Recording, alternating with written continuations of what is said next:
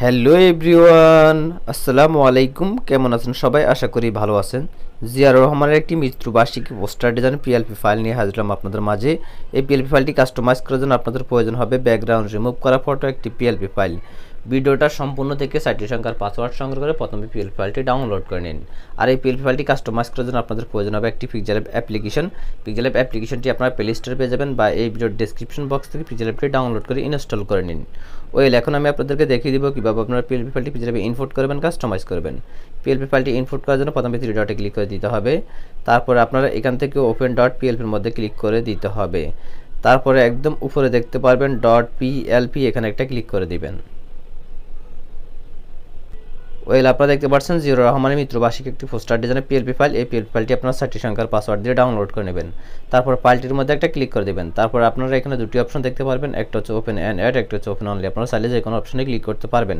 তো আমি এখান থেকে ওপেন অনলিতে একটা ক্লিক করে দিলাম। ওয়েলকাম এভরিওয়ান, দেখতে পাচ্ছেন পিএলপি ফাইলটি পিক্সেল অ্যাপে ইনপুট হয়ে গেছে। এখন শুধু কাস্টমাইজ করব। তো আমরা এখান থেকে প্রতিটা ফটো কাস্টমাইজ করে নিতে পারবো, চাইলে আমরা এখান থেকে পিএনজিগুলো কাস্টমাইজ করে নিতে পারবো, চাইলে আমরা এখান থেকে প্রতিটি লেখা কাস্টমাইজ করে নিতে পারবো। তো এই ছবিগুলো পরিবর্তন করার জন্য আমরা দেখতে পারবো থ্রি ডট নিচে লেয়ারের মধ্যে ক্লিক করে দিব। তারপর আমরা এখানে প্রতিটা লেয়ার দেখতে পারবো, যে লেয়ারটি কাস্টমাইজ করবো সেই লেয়ারটির অবশ্যই লকটা ছাড়াই নেব। তো আমি এই ছবিটা পরিবর্তন করবো, আমরা এই জন্য এই ছবিটার লকটা ছাড়াই নিচ্ছি। তারপর আমি আবার লেয়ার অপশনে ক্লিক করে দেবো। তারপর ফটোর মধ্যে ক্লিক করব। তারপর আমরা নিচে মাঝখানে একটা অপশন দেখতে পারবো, এই অপশনটার মধ্যে ক্লিক করে দিব। তারপর আমরা বাম পাশে আরেকটি অপশন দেখতে পারবো, আমরা এই অপশনে ক্লিক করে দেব। গ্যালারি থেকে ফটোর ব্যাকগ্রাউন্ড রিমুভ করে একটা ফটো নিয়ে আসবো। আপনারা যদি ফটো থেকে ব্যাকগ্রাউন্ডটা না রিমুভ করতে পারেন তাহলে অবশ্যই ভিডিওর আই কার্ড অপশনে ভিডিওটা দেখে আসবেন। তারপর আপনারা নিচে টিকমার অপশনে ক্লিক করে দেবেন। তারপর আপনারা এই ছবিটাকে ছোটো বড় করার জন্য এই কোনায় ধরবেন, তারপর ছবিটাকে ছোটো বড় করতে পারবেন। তারপর একজাস্ট মতো ফটোটাকে এখানে বসায় দিবেন। তারপরে এভরিওয়ান দেখতে পাচ্ছেন এখানে নামটা দেওয়া আছে আমিনুল হক, এই নামটিকে চেঞ্জ করব। নামটি চেঞ্জ করার জন্য আমরা আবার লেয়ার অপশনে ক্লিক করে দেব।